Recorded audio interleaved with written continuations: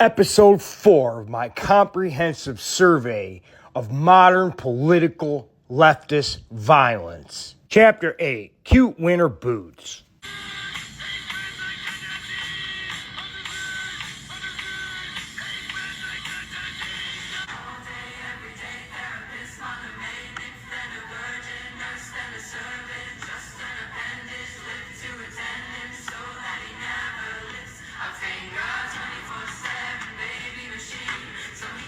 I just want to make sure everyone has some cute-ass winter boots in their life. Do you need cute winter boots? If you're in need, I got you.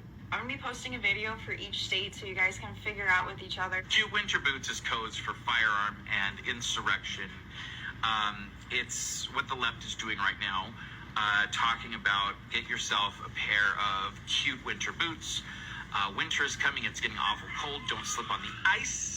ICE is a reference to deportation police. So basically the left is using code to say, we don't like the Trump administration. We do not like the executive orders that are coming in. We do not like the mass deportations. So we are going to stockpile firearms and we are going to use them against people to commit crimes. We have a right to overthrow the government. I don't think they understand that. Remember the Cute Winter Boots campaign on TikTok, where the leftists openly declared war on the United States? I do. I remember laughing at these demons. I mean, look at them. They don't look like much, but with a head full of craziness and hatred and self-loathing, and a life completely pointless and empty, they can cause chaos. These people are literally insane. They all have that look. A bunch of weirdos and losers. Violent weirdos and losers. And look at that one's eyes. She definitely has that crazy leftist gaze. Every picture is a leftist who posted on TikTok using the hashtag #CuteWinterBoots in an attempt to publicize their dedication to insurrection and rebellion, betrayal and terrorism, murder and assassination. Chapter 9. Democrats openly call for violence. I just don't even know why there aren't uprisings all over the country, and maybe there will be. People need to start taking to the streets. This is a dictator. You know, there needs to be unrest in the streets for as long as there's unrest in our lives. Enemies of the state. Show me where it says that protests are supposed to be polite and peaceful. Do something about your dad's immigration practices, you feckless. When they go low, we kick them. How do you resist the temptation to run up and wring her neck? The biggest terror threat in this country is white men, most of them radicalized to the right. I thought he should have punched him in the face. I said, even if you lost, he insulted your wife. Yes. He came down the escalator and called Mexicans rapists and murderers. He said, well, what do you think I should have done? I said, I think you should have punched him in the face and then gotten out of the race. You would have been a hero. I'd like to punch him in the face. I said if we were in high school, I'd take him behind the gym and beat the hell out of him. Punch some people in the face! When was the last time an actor assassinated a president? They're still going to have to go out and put a bullet in Donald Trump, and that's a fact. Look, as his character is stabbed to death. Where is John Wilkes Booth when you need him? I have thought an awful lot about blowing up the White House. A Missouri state senator is under investigation by the Secret Service after saying she hopes President Trump is assassinated. I will go and take Trump out tonight. And if you see anybody from that cabinet in a restaurant, in a department store, at a gasoline station, you get out and you create a crowd. And you push back on them. And you tell them they're not welcome anymore, anywhere. And sadly, the domestic enemies to our voting system and our honoring our Constitution are right at 1600 Pennsylvania Avenue. They're not going to stop before Election Day in November, and they're not going to stop after Election Day. And that should be, everyone should take note of that on both levels, that this isn't, they're not going to let up, and they should not. If you think we're rallying now, you ain't seen nothing yet. I mean, I know somebody's gonna do it, but can it be done today? Y'all know what I'm talking about. I don't need to explain. We need somebody to do it. A good individual. Good. Prideful. We need somebody to do it. Somebody. America has the chance to do the funniest thing ever. Tomorrow's the 4th of July.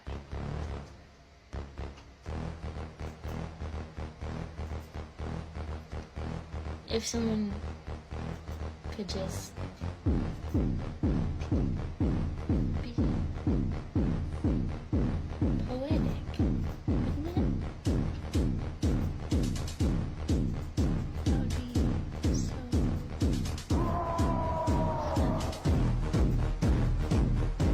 Hey, since it's America's birthday, I think the president should get a gift. You know, something that'll really blow his mind. Something unprecedented. You know? I hear they're holding a ceremony so that he can sign this big, beautiful bill into law. Do you think it's going to be outside? No, they wouldn't. But like on the 4th of July, it'd be a cool time to do it. If anyone's like on the fence, we would support you. 100%. That'd be real nice. I am here to tell you, not only are we gonna punch back, but we about to beat you down.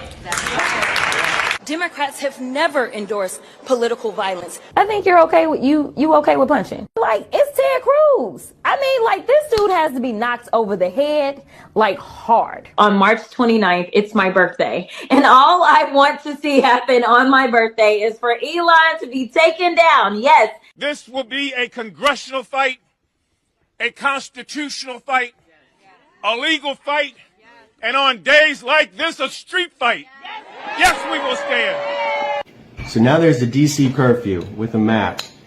Guys, it is time to start burning shit. I've said it a few times now. We need to start burning shit. DC, LA has already set the example of how you can fight back. Boston fucking went hard on it, and you guys need to be on the ground destroying shit. Should we have to turn to foreign governments to give us weapons and funding to destabilize this nation for our freedom? Is that what you need? Is that what it's going to have to take for us to call to Russia, China, North Korea, and Iran and ask for funding and weaponry to fight for our freedom? Is that what it's going to have to take?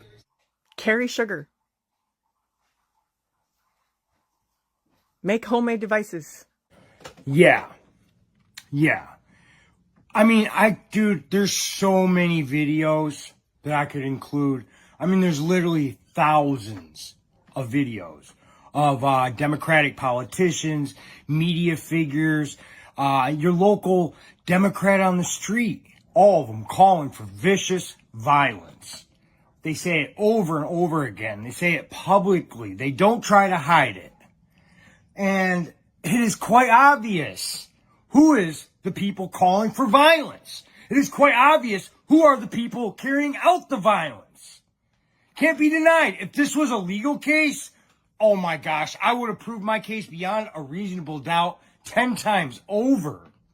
Just the sheer volume and quality of the evidence. I mean, we have confessions. You people confess it. You're getting this after the attempted Trump assassinations. I mean, do you think we forgot that? You think that's just down the memory hole, just disappeared? America, MAGA, other reasonable human beings did not forget that. We're not ever going to forget that, right? That's locked in our minds. So it is you who are calling for violence. It is you who is the political, violent criminals, insurrectionists, terrorists, election deniers. It is you. You need to be embarrassed. You are disgusting. You are a disgrace to this republic. Shame on you, Democrats. You might be wondering what's on my face. Is that a bruise? Is that a mark? No. No, it wasn't a bruise. I'm sorry, guys. You probably didn't even notice, but I'm such a vain person that when I saw that, I felt like I had to address it. And I'm too lazy right now to re-record that segment. I think I hit everything right on the nail. So that mark on my cheek, that was from, it was some dirt from work. Anyways, I feel like I've pretty much proven my point, right? I think it's even overkill. I mean, it's like over slaughter. Watch my next episode. And if you get a chance, watch the other episodes. Like, comment, then follow me. God bless America.